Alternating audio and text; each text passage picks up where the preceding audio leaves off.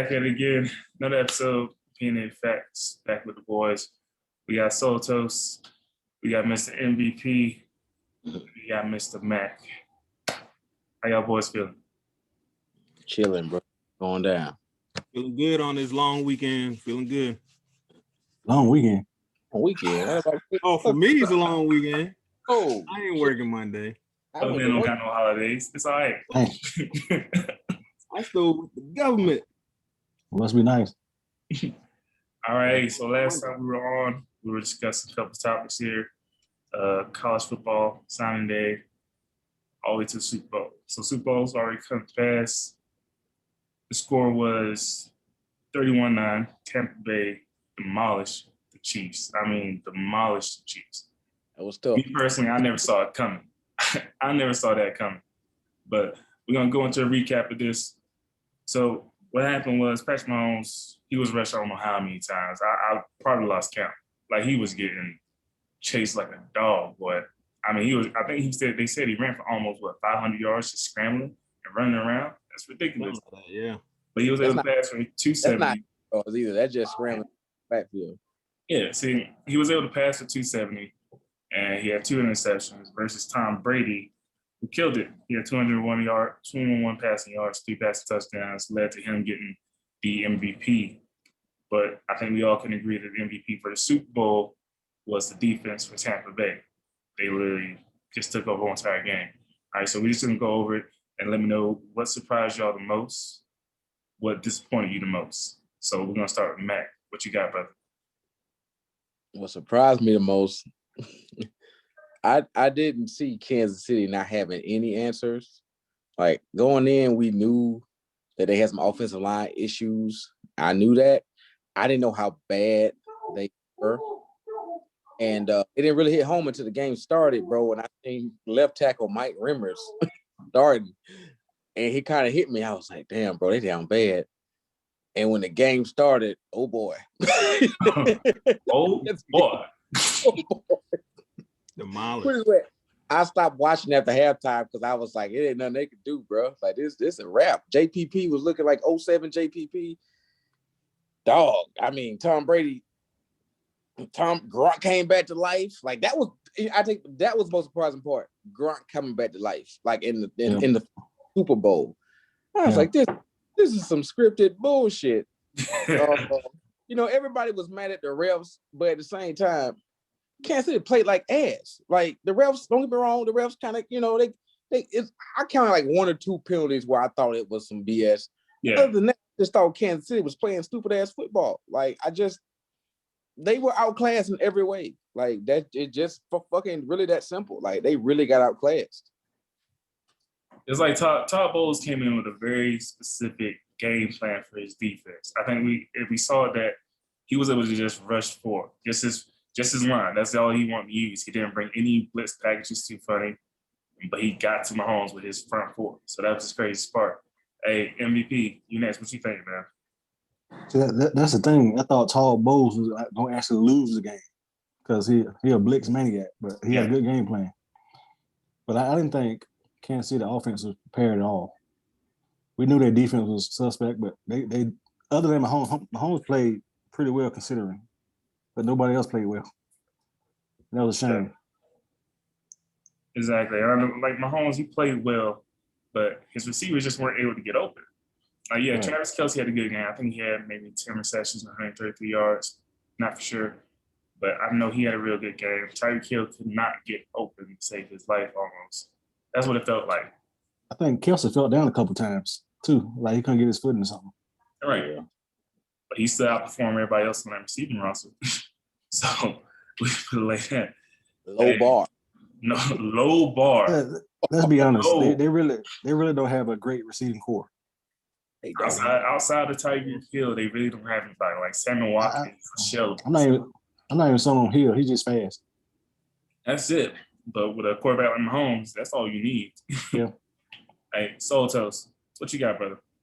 My biggest surprise was Mahomes and that Kansas City offense not scoring a touchdown. I thought they would at least score a touchdown at some point, either late in the game where Tampa's just playing not to lose or something like that. But Todd Bowles was definitely the MVP in the way he orchestrated that defense. They completely shut Mahomes down, which made me feel good. Since I'm a Broncos fan, I got to see Mahomes twice every year. I don't want to say that Bowles made the ultimate game plan because he's got a lot of great players on that defense, linebackers and that front seven. I mean, it reminded me of when Peyton Manning first Super Bowl with the Broncos. And Let's from bring that up. I got to bring it up. From the beginning of the game with the bad snap, it was completely downhill, complete domination, high flying offense against a great defense, and there's just no answer. I have flashbacks. But overall, I like seeing Tom Brady win because so many people don't want to see him win. There's some weird calls there, even if I had to be convinced. Some calls I didn't think were bad, but then I look back and like, yeah, that one pass interference that was a throw to Mike Evans in the back of the end zone. That's the biggest one. Yeah, and then the chirping back and forth between Tom and the Honey Badger, but the Honey Badger was the only one getting the flag. But overall, flags or not, the defense took over, and Tom Brady did just what he needed to do. Gronk woke up, and all the players that scored, I'm pretty sure were the ones that Tom Brady brought in. Like Mike Evans didn't score. The one dude said he was faster than Tyreek Hill didn't score. It was just Gronk, Fournette, and AB. All Tom Brady friends scored. So it was an interesting game. I was glad to see Kansas City lose. Glad to see Tampa won, but I was just surprised that they ain't scored a touchdown. That would be at least one. Hey, can I just say this too? The weird thing, the Tom Brady shit getting weird. Listen, like I have a theory. ESPN is fucking ruining sports and debates because this man got 7 Super Bowl rings, and you got people walking on this fucking earth talking about it's not impressive. He's not that great, and I'm like, bro, do you understand how hard it is to win one fucking Super Bowl? This dude done won 7, and y'all sitting here talking about it's not that great. Like the hot takes, this shit's gotten out of control, bro. I mean, that's just what they are. They're just hot takes. They just the take. That's all it is. I'm sitting there like, bro, what he got to do? What he got to do to be great? Oh, he still ain't Joe. He still ain't Joe Montana. Excuse me. You know, and like all the old heads all want to come back and say like, oh, he's not Joe Montana. He didn't do this. He didn't do that. Nothing can be denied about Tom Brady's illustrious career. He's a Hall of Fame quarterback. He's going to go down as one of the greatest football players, not just quarterback, but one of the greatest football players to ever play the game. Yeah, like he in that class. He's in that class. Deal with it. He up there with Jerry Rice. He up there with Walter Payton. Like he's up there with football players. Period. Exactly. Like it. Listen, you know, man, I was calling John Elway the best all time. After he won 98, so was it 98? I think it was 98. He be at Gus. Yeah. Tom Brady is the best quarterback I've seen. Yeah, Nick Wright put it the best, bro. The dude had 3 separate Hall of Fame football careers, bro. Like pretty much, yeah. This is incredible. Like you don't have to like Tom Brady personally, but his accomplishments are incredible. Like this is 7 fucking Super Bowls, not 10 Super Bowl appearances. The motherfucker won 7 of them. Motherfucker's like, well, he lost 3. Dog. It shouldn't even be a debate anymore because people always call him a system quarterback because the Bill Belichick system. But he tore that apart this year. Exactly. I mean, it's like this. Like Tom Brady, of course, he's not going to be my favorite quarterback. Not at all. But I'm not going to deny his greatness. No one can deny his greatness. He don't put it on the table. He has 7 out of 10 Super Bowls, like Matt said. That percentage, that's the main percentage. There's only one Super Bowl that really is going to go against him. And that people are always going to say something about. And that's that year when they went undefeated, but lost to the Giants. That's the only thing. That's the only thing people bring against him. That's it. But if you go back and rewatch that game, I would tell people to go back and rewatch that game and go watch the way he played. That was one of his best performances in that game. It's just that they was on his ass. It was like Mahomes. Exactly. They was on his all day, it's only so many plays you could make. I remember the play, they still could have won that game. Brady drops back, and I want to say JPP or Justin Tuck, like, bro, I swear to God, they like tried to put their whole body through his chest. Bro, the ball Tom Brady put on Randy Moss's fingertip, Randy just couldn't get a whole hand on it, and it dropped down. And I think that was a third down play. Like, bro, if you go back and rewatch that play though, and go back and watch how he got hit and where that ball landed, it was a really impressive game from him on that one. They lost because sport, so I get it. Yeah. But boy, some of these losses. This is what surprised me most about the Super Bowl. It was the fact that Kansas City, yes, they couldn't score a touchdown, but they didn't try to really establish the run game. That's what killed me. Like, yeah, Mahomes was getting rushed and pressured. Y'all know that Clyde Edwards-Helaire, I think he had like 9 carries for 64 yards. Yeah, like, you should at least try to work with that. You see that none of your receivers are getting open. You got to change the game plan. And it's like they didn't adapt to what Tampa was doing. They didn't try to do anything special. They just wanted Mahomes, be special, get the ball down the field. But if you see that the line isn't blocking like it should, with a 4-man rush, you got to change the game plan up. Like, I get Andy Reid got all the credit in the world. I think he's a great coach. He's a hell of a coach. But he should change his game plan up. That's all I'm saying. It's like they didn't come to the game expecting not to give it to block them dudes. And sometimes, like, my biggest gripe with fucking ex-Falcons coach Dan Quinn, it's like you were going to a game plan knowing damn well you can't block Cam Jordan, but you don't got no game plan to block Cam Jordan. Like, no, you're not gonna chip him, or we're not gonna do nothing. We're not gonna do nothing. We just gonna let him eat. Okay. It's like Andy Reid. Andy Reid saw that rush. He's like, you know what? Hell no. Hey, Mahomes, just toss that shit. I ain't got time, bro. Just do something. Andy Reid had some suspect play calls as well, especially at the end of the half. Mm-hmm. I see what he was trying to do when he called the first time out, but like once the Buccaneers started getting the first down, he kept calling timeouts. Like I didn't get the point of that. Yeah, I didn't understand that. No, because Bucks came out. That's been his biggest flaw though. Was that clock? Yeah. His clock man been the worst. It's been the worst. It's been 12-year-old Madden player. Like he was calling timeout like he had the Baltimore Ravens defense or something. Like, bro, you ain't stopping nobody. Stop calling timeout. Like for real. Like what they had, Tyrann Mathieu played a decent game. I'm not even mad at him, but you had Rashawn Breeland that boy couldn't hold water. I don't know what's wrong with him. He was just killed the whole entire game. I mean, that's what happens at the series. I think it's something to be said also when you're preparing for big games and your assistants are doing interviews other places. I mean, I'm sure that wasn't a big deal for this game because Tampa just whooped their ass, but still, in other games, I think it's a big factor. Well, that's what happened. Tom Brady got the Super Bowl MVP. Well-deserved win for him. Well-deserved win for them. I'm just still amazed at that defense. That was just ridiculous. Todd Bowles, salute you MVP for that one. All right. So we're gonna move on to the next segment here, guys. All right. So also it was announced prior to Super Bowl weekend, well, prior to the Super Bowl, Hall of Fame. The Hall of Fame list came out. So a couple big names on the list. You had Alan Faneca. We had Tom Flores, coach.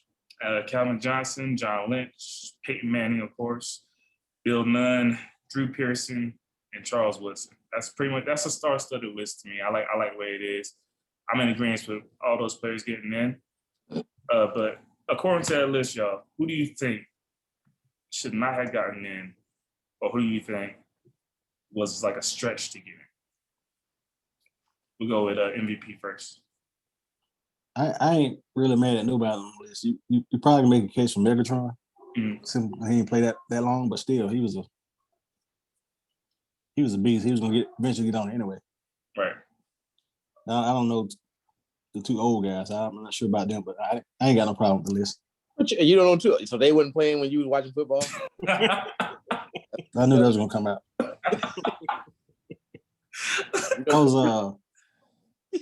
I was more shocked. Players like Leroy Butler didn't make it. Okay. You know, I was more shocked at people that didn't make it than the people that actually got on there. Well, who's the And biggest shot that didn't make it, D? Sam Mills, Long time. and Leroy Butler. Sam Mills been waiting a long time. Reggie Wayne's eventually gonna get on there. Just Yeah. he'll probably second, third ballot. Yeah, I agree with that. Hey, Mac, what's your opinions on this? I like the Hall of Fame list. It's solid. My only gripe, and this ain't no knock on like Alan Faneca, but look, man, until we get Tony Baselli in, ain't no other offensive lineman going in. God damn it. Tony Baselli, the argument for Tony Baselli is short career. I understand that, but like I guess the best comparison would be who's that? Gale Sayers. Gale Sayers played what 7 years, something like that. Right. That would be the Tony Baselli argument. When he played, he was so fucking dominant for an expansion team. Like it was Tony Baselli, hands down, one of the best offensive linemen I've ever seen fucking play football. Like legitimately, you roll the ball out there, you play left tackle. Nobody's getting near the quarterback, bro. Like it's crazy. Now, you know, Mark Brunell was a left-handed quarterback, so he wasn't a blindside protector. Yeah. But what the fuck ever. Like, that's what I was gonna say. I think Mark Brunell probably held him back. Probably. I mean, but Tony Baselli locked down left tackle, bro. Like, what do you got to do to get in? I think what he made 4 All-Pros before he started having those knee injuries. So, but yeah. Hands down, bro, just dominant. But Alan Faneca deserves it too. So I'm not hating on Alan Faneca. It's just, man, I'm looking at dog. When they gonna get Tony Baselli in? Like, look, the man survived COVID. Get that man something to look forward to. Shit, it's bullshit. Hey, so Toast, what you got, brother? I agree with Baselli, but I'm fine with Faneca getting in over him. I think that's pretty much was it. I'm glad Pearson finally got in. I got tired of seeing this dude crying every year because he wasn't getting in. Dude was upset that he didn't get in last year. Big mad. And they added like extra people in last year. And he like, I ain't get the call. They did me like this, he said. So I'm glad he got in. Peyton Manning, of course. Broncos great. John Lynch, Broncos great. Both in the Ring of Fame, just saying. I was a little surprised at Megatron. A little early, but me get in. I mean, first ballot. Yeah. Me personally, I think they just sticking it to T.O. just a little bit more. T.O. should have got in first ballot. They made him wait 3 years. It was definitely a T.O. Come look what he got. It was BS. And now they getting all these first ballot wires. I mean, Randy Moss was first ballot. Calvin Johnson, I could see it, but also I don't know who I would have replaced them with. And Woodson getting in first ballot. So it was a bunch of no-brainers. I'm actually happy with this class for the first time in a while, mainly because there's a lot of Broncos getting in. And before Elway, Broncos just weren't getting in. They weren't like before Elway, it took Terrell Davis forever to get in, Atwater forever to get in.